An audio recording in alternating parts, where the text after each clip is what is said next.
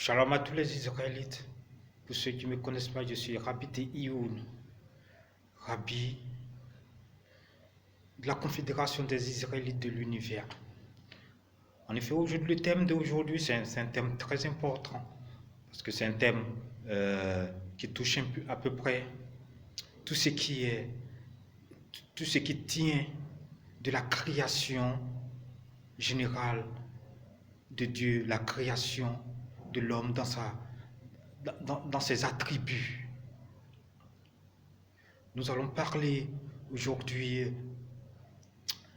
de la discrimination, des inégalités de traitement aux USA, notamment. Mais ça, c'est des solutions qu'on va donner pour régler le problème. Parce qu'il ne s'agit pas seulement de faire des critiques, mais il s'agit aussi de donner des solutions afin que toutes les nations qui veulent la justice de Dieu puissent utiliser ces solutions. Nous allons parler de la mort de cet Afro-Américain, George, qui a été assassiné. Tout le monde a dû voir les images d'une manière insupportable, sous le genou d'un policier. Il a demandé plusieurs fois, il a demandé pardon afin que le policier comprenne qu'il était dans une détresse. Il était sous le genou de ce policier, demandant qu'on le laisse un peu car il souffrait, il avait du mal à respirer. Mais malheureusement, les autres collègues du policier qui étaient autour et le policier lui-même n'a pas eu cette grande humanité de comprendre que il y avait un homme qui était en souffrance sous ses genoux. Il n'a pas eu cette intelligence qu'un homme peut avoir, un sixième sens qu'un humain peut avoir pour savoir que quand tu as le genou sur le cou de quelqu'un, s'il est en détresse, tu peux le sentir, tu peux le savoir. Donc aujourd'hui, il s'agit pour nous de mettre fin à cela. Mais avant, je voudrais dire, pour plus de sérénité, nous parlons aujourd'hui en tant qu'Israélites et nous parlons aujourd'hui aussi en tant que progressistes. Progressistes qui luttent pour toutes les causes, les grandes causes. Nous ne falsifions pas, nous ne sommes pas ethnocentriques, parce que c'est nos temps d'aujourd'hui, c'est l'ethnocentrisme qui fait que beaucoup de nations faiblissent. Les gens, quand on dit ethnocentrisme, c'est-à-dire les gens raisonnent selon, leur groupe, selon leur communauté. Ils mettent en avant les archétypes, ils mettent en avant l'image, les stéréotypes qu'ils ont de leur communauté, mais ils n'ont pas de sens critique sur leur propre communauté, de telle sorte que tout peut passer dans leur communauté, dans leur groupe, dans les races, de telle sorte que tout peut passer chez eux parce qu'ils ne font pas d'autocritique. Ils raisonnent seulement selon leur ethnie. C'est ce qu'on appelle l'ethnocentrisme. C'est ce que nous dénonçons. Nous dénonçons l'ethnocentrisme sur toutes ses formes. Je voudrais aussi passer le shalom à tous ceux qui luttent pour l'égalité entre les hommes, pour que les droits soient appliqués partout où ils sont, dans toutes les nations où ils sont, et aussi dire que nous, bien que nous soyons des Israélites, c'est-à-dire nous sommes les descendants des tribus perdues d'Israël, nous sommes en Afrique, et nous sommes depuis des siècles et des siècles de cette descendance d'Afrique, qu'on eusse été euh, du groupe qui était avec Joseph, le patriarche Joseph, de la tribu de Yosef, ou qu'on soit de la tribu de Lévi, ou qu'on soit de la tribu de Dan, qu'on soit ceux qui étaient du côté de l'Éthiopie ou ceux qui étaient du côté de l'Égypte. Nous sommes toujours en Afrique et nous défendons l'arche de l'Alliance. L'arche de l'Alliance respire par nous, excelle en nous, car nous avons la Torah, la Bible, les 5 livres, le Pentateuque en nous pour pouvoir décider, pour pouvoir juger sur les différents problèmes de ce monde. Et c'est ce que nous allons faire aujourd'hui. Et pour ça, on n'a pas forcément besoin que ce soit une voix qui vient d'Israël ou des rabbins d'Israël. Non, c'est nous sommes autonomes. Nous avons la bénédiction de Dieu et c'est Dieu qui choisit les croyants. C'est pas la communauté elle-même qui choisit les croyants. C'est pas la religion qui choisit les croyants. C'est Dieu qui choisit le croyant et c'est le croyant qui montre sa foi, qui exalte la profession de sa foi grandement.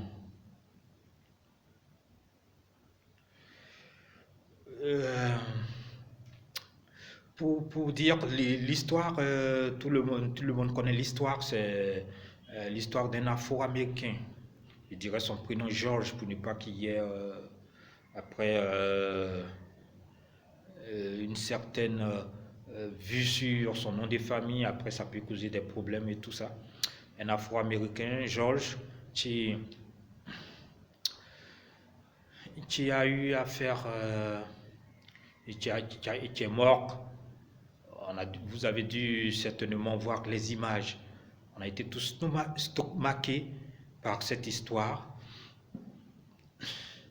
Et, il nous revient ici, surtout pour nous, c'est pas d'enflammer les gens pour qu'il y ait de la violence. Non, il nous revient ici de faire sortir les solutions parce que cela n'a que trop duré. Même quand c'était un président sorti de la communauté afro-américaine qui était au pouvoir, ce genre de choses sont arrivées. Notamment, il y a eu l'affaire de Philando Castile et l'affaire aussi d'Alton Sterling en 2016. C'était Barack Obama, le président Barack Obama qui était au pouvoir. Donc, ce n'est pas une question de président afro-américain ou de président eurotype. Entendez par là, type européen. Pour ne plus dire blanc, parce qu'après, c'est ce genre de mots qui font qu'après, il y a des discriminations et des assassinats non justifiés, parce que c'est rendre une autre race supérieure à une autre, qui serait péjorative dans le sens de l'obscurité, dans le sens du noir, c'est pas bien. Donc, il faut utiliser le mot que la science nous donne, c'est le type européen, c'est le type africain.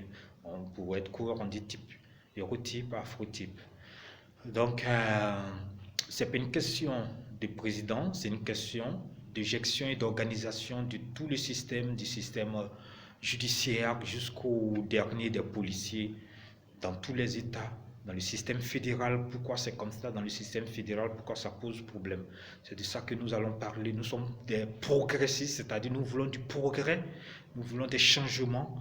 Alors, nous n'allons pas nous attarder sur la haine raciale ou faire des jugements sans solution. Oui, donc il revient ici pour nous de dire que ce genre de pratiques ne doivent pas être. Il faut interdire ce genre de pratiques, quel que soit du bord où vous soyez, quel que soit si vous êtes d'origine africaine, que vous êtes d'origine européenne. Si vous êtes métissé, si vous êtes asiatique, vous ne deviez pas accepter qu'un homme soit puni à cause de sa couleur, à cause de sa provenance. Ça doit être quelque chose que personne ne doit accepter, quelle que soit sa provenance. Parce que quand vous donnez un exemple d'injustice, d'humanité, au fil du temps, ce schéma d'une humanité reviendra contre vous-même. Si que vous soyez asiatique ou que vous soyez européen, demain, c'est vous-même qui allez souffrir en tant qu'Européen des agressions de la police. Et cela a déjà commencé en France parce que les agressions contre ceux qui sont d'origine africaine ont, ont été tellement nombreuses que au final aussi, ça devient une agression aussi contre ceux qui laissaient faire. Ils voient que la police aussi commence à les attaquer eux aussi, dans le même sens. C'est ce que nous dénonçons. Pour ne pas être trop long, nous allons immédiatement montrer comment nous voyons cela. Déjà pour la Bible, dans la Bible, vous allez lire la Bible dans Exode notamment, il est dit que la loi de Dieu demande que on ne maltraite pas l'étranger, car car les Israélites eux-mêmes, ils ont été étrangers en Égypte et ils ont souffert de cette servitude. Donc, il y a des lois pour ne pas faire souffrir l'étranger. À la limite, l'étranger est comme intégré même dans la société israélite s'il suit seulement les préceptes, les lois que Dieu lui-même lui a données. Donc, il n'y a pas de problème à ce niveau. Les étrangers ne sont pas des sous-hommes. On doit les respecter et c'est la Bible qui le demande dans ses commandements. Donc, ceux qui pensent que les Afro-Américains sont de seconde zone et c'est pour cela qu'ils les maltraitent, la Bible l'interdit, même s'ils étaient étrangers et qu'ils viennent d'Afrique, d'un pays qui n'ont même pas la nationalité américaine, la nationalité états-unienne. On n'a pas le droit de les maltraiter, car la Bible interdit cela. C'est une des lois très importantes de la Bible. Et dans les 10 commandements de la Bible, il est aussi dit qu'il ne faut pas porter de faux témoignages. Il ne faut pas porter de faux témoignages. Donc c'est important de ne pas porter de faux témoignages contre celui qui est là avec vous, contre votre prochain. C'est des choses qu'on ne doit pas faire. Donc, ce n'est pas la peine parce que quelqu'un a une certaine couleur, il vient d'un autre pays, il faut porter des faux témoignages contre lui, il faut être contre lui. Voilà ce que nous dénonçons en fait. Pour aller sur le sujet, pour nous ici, c'est d'abord de dire ces choses arrivent depuis que ce soit avec le président Barack Obama ou que ce soit avec le président Donald Trump ou que ce soit avant tous ces présidents. Ces choses arrivent parce que les lois ne sont pas appliquées et il y a une mauvaise organisation du système judiciaire jusqu'au dernier des citoyens, jusqu'à la petite police. Il y a une mauvaise organisation. Voilà ce que nous allons demander au gouvernement américain. Voilà ce que nous allons demander au président Trump. Voilà ce que nous allons demander à l'administration Trump. Voilà ce que nous allons demander aux USA, aux États-Unis d'Amérique. Nous les citons pour qu'il n'y ait pas après d'amalgame. Voilà ce que nous demandons en tant qu'Israélites progressistes, Afro-Israélites progressistes. Voilà ce que nous demandons à l'État américain, au gouvernement américain, de mettre cela en place afin que nos frères ne soient plus maltraités, qu'il y ait la justice enfin dans ce pays. Voilà ce que nous allons apporter comme lumière et que nous demandons au gouvernement américain d'appliquer afin qu'il n'y ait plus de telle injustice, il n'y ait plus de morts, de personnes assassinées de cette façon. Après que Philando Castille, devant ses enfants, devant sa femme, a été assassiné, le policier aurait pu voir l'enfant dans la voiture et comprendre cela. Mais il y a encore eu de telles choses. Voilà ce que nous allons demander. Nous n'allons plus croire à la sincérité du gouvernement américain. Nous n'allons plus croire en la justice du gouvernement américain. Nous n'allons plus croire à l'état de droit aux USA. Voilà pourquoi nous allons donner nous-mêmes ici les préceptes pour que l'État américain les mette en pratique et fasse des réformes au niveau de l'État américain, afin que nos frères afro-américains n'aient plus ce genre de problème. Car il y a véritablement un réel problème dans le système judiciaire américain, dans la police américaine. Nous allons pointer du doigt et les dénoncer immédiatement. Nous demandons au gouvernement américain de mettre cela en place le plus rapidement possible, afin qu'il n'y ait plus d'assassinat. Pour commencer, le système judiciaire américain est chapeauté jusqu'à présent par un procureur, un procureur général qui est comme le ministre de justice là-bas. C'est celui-là qui gère.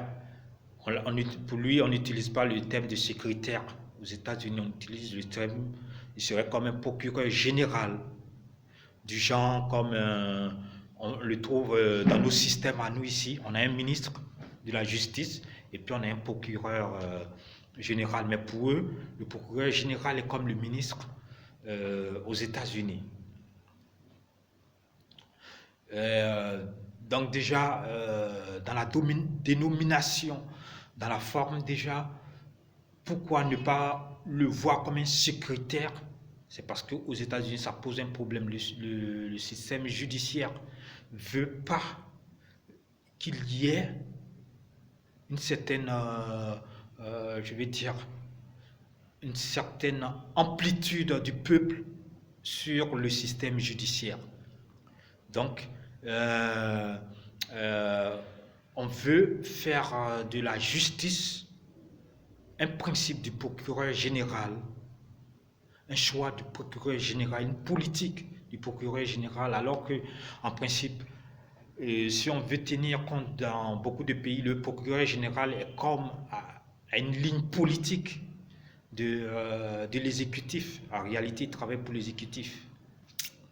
Il n'est pas tout à fait libre, que ce soit en France ou dans beaucoup de pays. Ça, c'est connu. On sait que le procureur général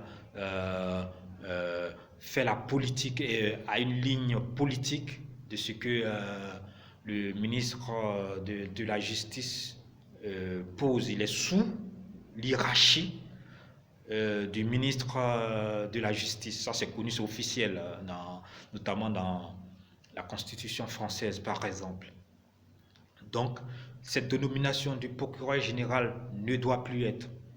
Il faut l'appeler secrétaire de la justice. Voilà, il représente le ministère de la Justice, le département de la Justice. Il doit être le ministre de la Justice, c'est-à-dire celui qui est délégué par la justice et non un procureur de la justice. C'est-à-dire la puissance de la justice au niveau intellectuel, au niveau conceptuel, au niveau du nomen, il doit être celui que la justice envoie, le délégué de la justice, le lieutenant de la justice, le ministre de la justice. Donc il doit représenter la justice et non être un procureur qui cherche à seulement faire des affaires, à seulement faire des procès, à seulement instituer des principes juridiques établis par le prince, établis par celui qui est au pouvoir. Ça, c'est la première partie. Maintenant, en ce qui concerne le système judiciaire, justement, après le secrétaire de justice, le ministre de la Justice que nous voyons, le second, pardon, le second qui doit être après le ministre de la Justice, pour nous, ça doit être, ça doit être un Afro-Américain. Si le type, le ministre de la Justice est hérotype, Et euro-américain, le, le second doit être afro-américain. Je ne vais pas dire noir parce que le mot noir c'est péjoratif, après ça ternit l'image et après on arrive à des assassinats parce que psychologiquement les gens pensent que quand on est de l'obscurité on peut être assassiné, on peut être infériorisé parce qu'on est de l'obscurité, parce on a une teinte foncée, sombre, on peut, donc c'est péjoratif, nous disons afro-américain, afro-type. Donc pour ça, le second doit être afro-américain, parce que c'est les plus grandes populations dans le ministère. Maintenant, après, pour les juges, et n'oublions surtout pas le ministre de la Justice, désormais, chaque 2 ans, si c'est un afro-américain qui est ministre de la Justice, 2 ans après, c'est un type européen, c'est un eurotype. Si c'est un eurotype qui est ministre de la Justice, pour commencer, 2 ans après, c'est un afrotype qui est ministre de la Justice. Maintenant, on peut étendre cela après vers les métis, les asiatiques, pour se relayer régulièrement au ministère de la Justice. C'est pour que ça soit un système multiracial, en fait, pour, euh, pour l'histoire. Pour ce qui est des juges, des procureurs, dans chaque corps, nous allons donner le pourcentage parce que nous avons fait le tour un peu du pourcentage des Afro-Américains, des types européens, des Asiatiques, tout ça aux États-Unis. Et voilà la norme que nous donnons. Les types européens dans tout corps de justice doivent être 40%. Au recrutement, ils doivent représenter 40%. Pour ce qui est des afrotypes, les types africains, ils doivent être 30%. Ça va un peu avec l'ensemble du problème qui est aux États-Unis. Pour les latinos, je veux dire ceux qui ont un peu du sang indien et mexicain, ceux qui viennent des zones de l'Amérique latine. Quand on les voit, quand on peut les repérer clairement, on peut les mettre, ils vont représenter 10%. Je ne parle pas de ceux qui ressemblent à des hétérotypes, mais de ceux visiblement qui ont l'air latino. Ils doivent représenter 10%. Les Asiatiques doivent représenter 5%. Et les métis visibles, tous ceux qui sont visiblement métis, apparemment quand on les voit, ils sont métis, ils doivent représenter visiblement 15% des corps de la justice. Pour la police aussi, c'est comme ça, ils doivent représenter le nombre. Si vous voulez,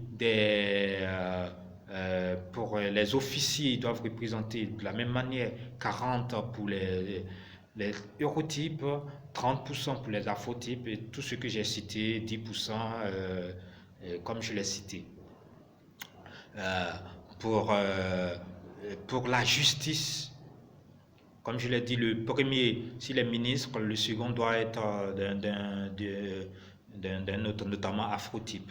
Et après, on verra s'il peut être aussi asiatique en cas de difficulté. Maintenant, pour ce qui est de la police,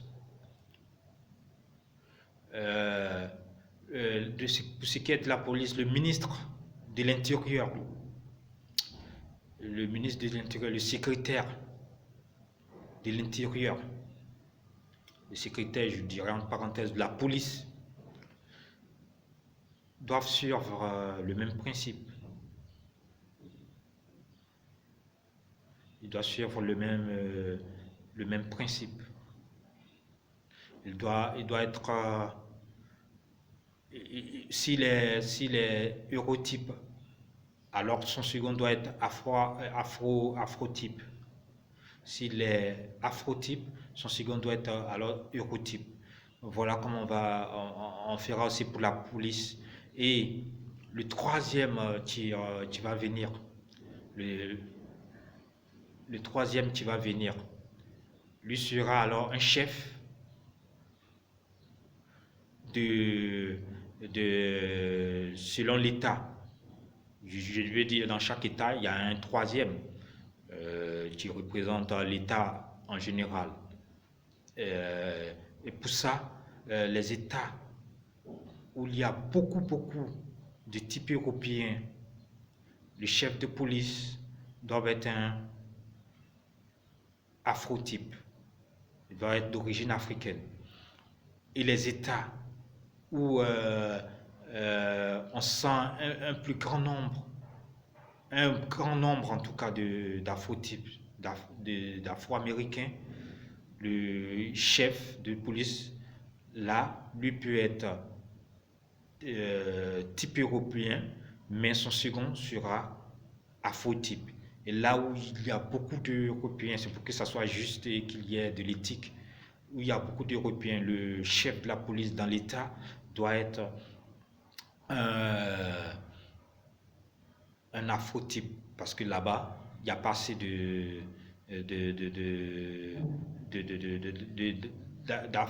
d'afro-américains en fait. Donc l'influence peut différer. Si c'est un afro-type qui est là-bas, il peut aider notamment pour les États du Sud, il peut aider à ce qu'il y ait une égalité quelque part. Maintenant, pour ce qui est des officiers, ça sera toujours la même chose pour les États, pour les chefs de police dans chaque État. Ça suit les mêmes 40% pour les types européens, 30% pour les afrotypes, 10% pour les latinos, 5% pour les asiatiques, 15% pour les métis visibles. Ça doit être pareil. On doit faire le pourcentage dans chaque corps de police, les officiers, les sous-officiers. Jusqu'au dernier des recrutements, ça doit suivre ce même pourcentage dans chaque État. On fait des mélanges comme ça. On fait des déplacements pour les corps, les différents corps, que ce soit pour le FBI, tout ça. Ça doit suivre ce même nombre de pourcentages afin qu'il y ait l'égalité, afin qu'il y ait la justice. De la justice jusqu'au FBI en passant par, j'aurais même dit par l'armée, pourquoi pas. Respecter ce pourcentage pour qu'il y ait l'égalité, une certaine justice, une certaine fluidité dans les décisions, une certaine unité, une certaine harmonie, vu les différences qu'il y a dans toutes les décisions. Donc ce quota de pourcentage doit être forcément respecté par les États-Unis d'Amérique pour qu'il y ait l'égalité.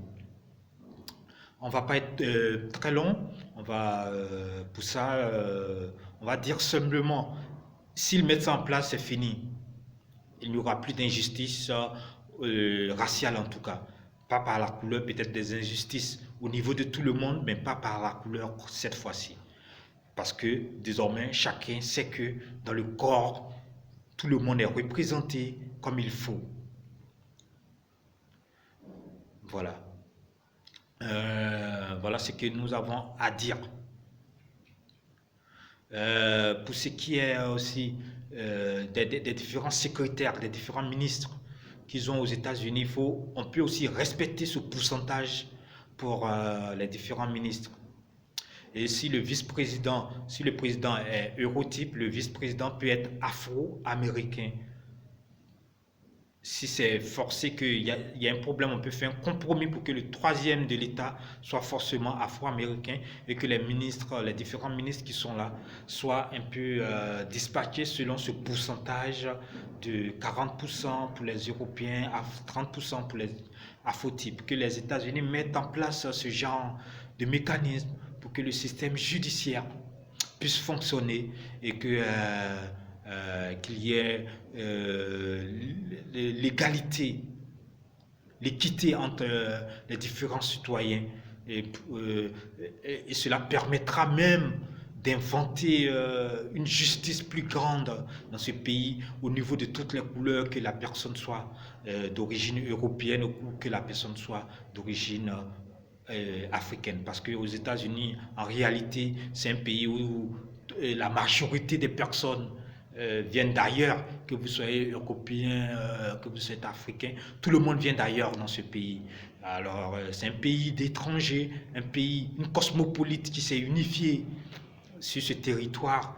Alors, à part les Amérindiens, les anciens Indiens qui sont aussi représentés ici dans les métis visibles, tous les Américains viennent de l'étranger, alors il n'y a pas besoin de se diviser, de faire de faire de l'ethnocentrisme, de faire du racisme, quel que soit le bord où vous êtes.